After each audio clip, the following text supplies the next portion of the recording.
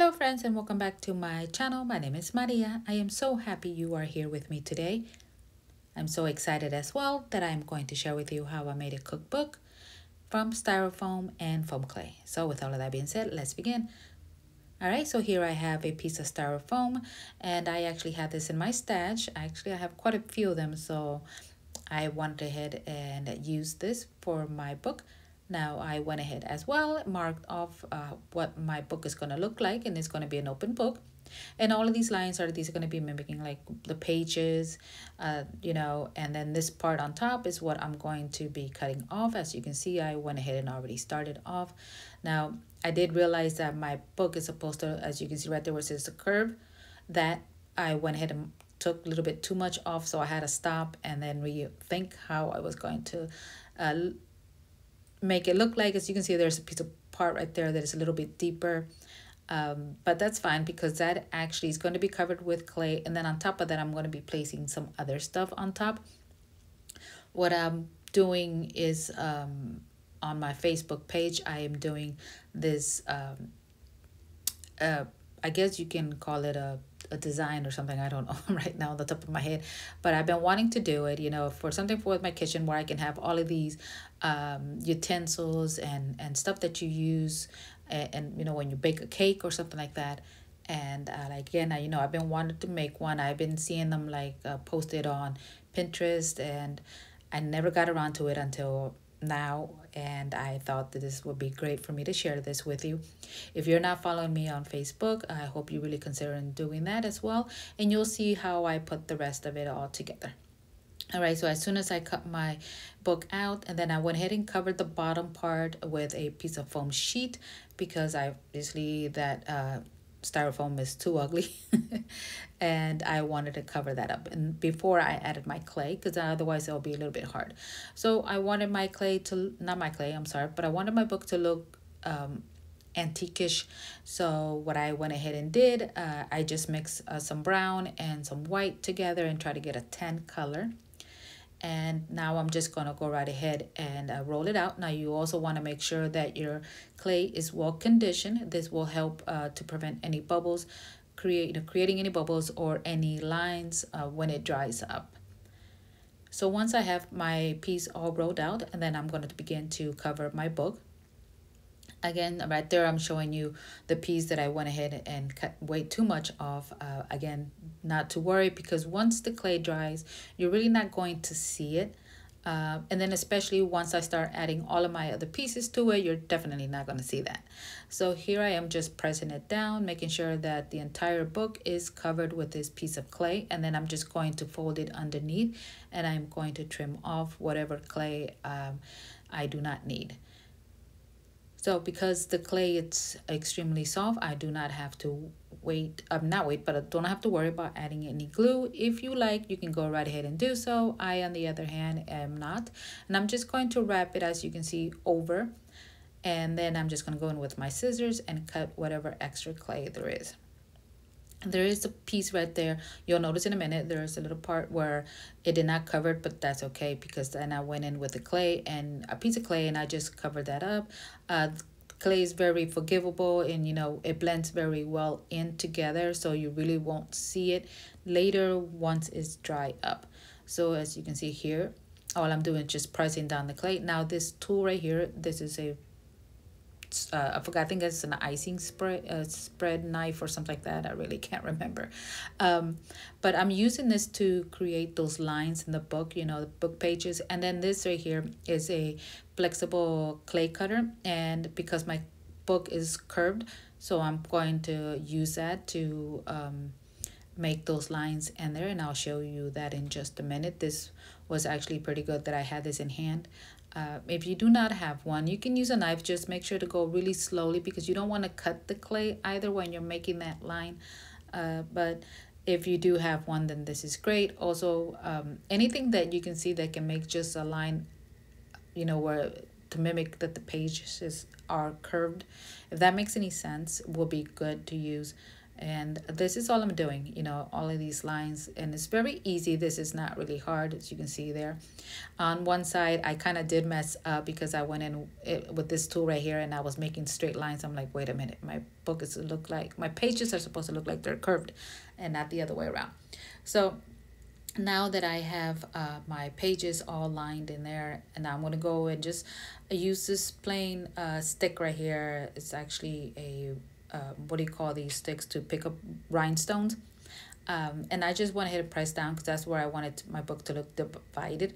So, and now I'm going to be making some pages because I want my book to look, again, I want it to mimic like an antiquish old cookbook. So I am going to make some pages, and then I'm just going to go right ahead and I'm going to add one on each side.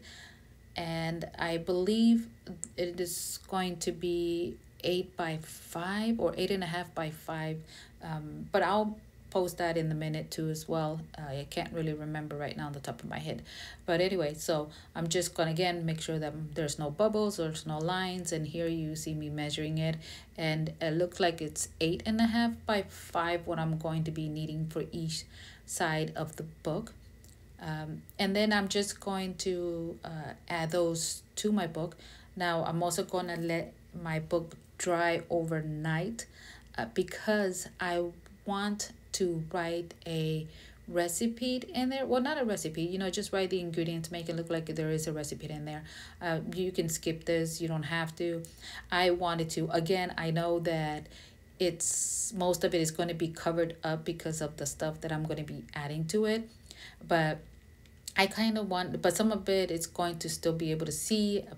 Again, I want this to be a cookbook, so I wanted to show that, but if you do plan to do this, just make sure that you make sure that first that your clay is completely dry, and then go in with a pen or marker. I did use both, not a pen, I'm sorry. I used like a thin marker and then a regular marker as well, and went in. Actually, you know what? I'm lying. I did use a pen because I had to write in the rest of it. Just make sure that your marker or your pen does not bleed. Other than that, you can use whatever. But first, definitely need to wait until your clay dries up. And then that was it. It was really simple and easy. I really had fun. I was actually a little scared because I didn't know how it was going to look, but I really love it. And I also went ahead and added a border to it, and on going all the way around the book, because that's supposed to mimic the what do you call that? I guess it's called a hard book, not hard book. Oh my gosh, I can't think of the word right now. But again, I'll add that in a minute, in my video here. I think it's called a hard cover. Yes, hardcover type of book. So here again, I'm just measuring and making sure that it's going to fit in there. And as well, again, I want my page to look like it's all wrinkled. It's been used a couple of times, over the years. So here's the strips that I'm talking about, the border that I'm going to add all the way around. And I believe these are 1 by 11, I think. It looked like by 111 there. Yeah, and then of course, that's not the entire size, but I am going to be trimming it down in a minute. You'll see that whenever I connect both, I'm gonna cut like an angle on each strip, and then I'm just gonna go ahead and add it. I did not added any glue again. If you guys been following me, you know how I hate using glue. I just do. I don't know why. I mean, I use it when I have to, but if I can get away with it, definitely I'm going to not use it. And the clay is soft, so why waste that glue, when both the clays are going to stick together and it's going to be just fine. But again, it's up to you if you want to use it or not. I just technically try not to, I just rather not. Anyways, so back to the page. The pages, I want them to look like they've been used, they've been flipped one too many times. So I'm going to actually, once I place them on my book, I'm going to give them that wrinkled look to it. I'm going to also snip some pieces here and there to make it look like it's been torn, worn out, you know, what have you. I want the book to almost look like it's been passed down from generation to generation, so if that makes any sense. And yeah, this was really fun. I chose to go with pink, obviously, because of the other stuff that I'm going to be adding. It's pink, and obviously because as well, we all know, if you know who I am and you've been following me, you know pink is my favorite color. So definitely, you know, pink would have been the color that I was going to choose and go with. If it was going to be more like a more, how should I say, vintage, where I would be displaying it in my house with my other stuff, because I am into vintage and antiquish stuff, then I definitely would have went with brown. But you know, this is not that, so well, kind of. Anyways, just anyways, okay, so back to the video. So yeah, as you can see, then I went in here with my tool and right there, and then that's when I went ahead and just cut the corners of it, and I think believe it's a 90-degree angle or something like that, and I just went ahead and attached them together, and they held just great. So also, I'm sure you're probably noticing that I'm not adding any music in my videos. Usually I would have loved to, love doing that, but right now YouTube is doing this whole big thing about, you know, copyrights, which they've actually been doing it for a while now, but I haven't had a chance to read up on it, and I just want to make sure that I don't get in trouble with them. So a couple of my videos, I will not be adding any music to that until I make sure that I know what and how I can do this without getting in trouble. Here, as you can see as well, all I'm doing is just cutting the corners, making it look more realistic, you know, like a book, and then now with the pages, it went again, no glue whatsoever. As you can see as well, I'm just trying to give it that wrinkly look to it, and yeah. So really off subject, I want to go right ahead and welcome all of my new subscribers. Thank you so much for subscribing to my channel and for taking this journey with me, as well to all of my subscribers who's been following me from the beginning. Thank you so very much for hanging in there with me. I really appreciate every single one of you.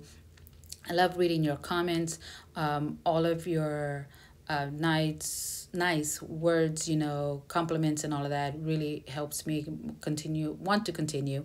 And again, thank you so very much from the bottom of my heart.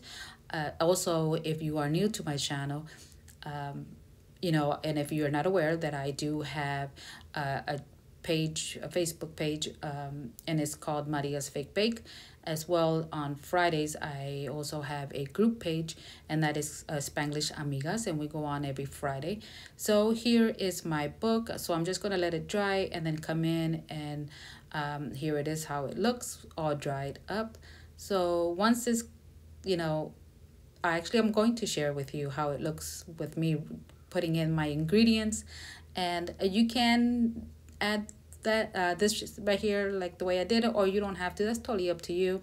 I'm actually going to let it dry a little bit more, you know, so all the colors can blend in, and I'm talking about the page and then the other beige color of the books. As you can see, one is a little bit darker than the other, and also the lighting is not really helping. But anyways, my friends, as you can see, this is the end of the video. Thank you so very much for stopping by, and until the next time, stay safe, be kind, bye.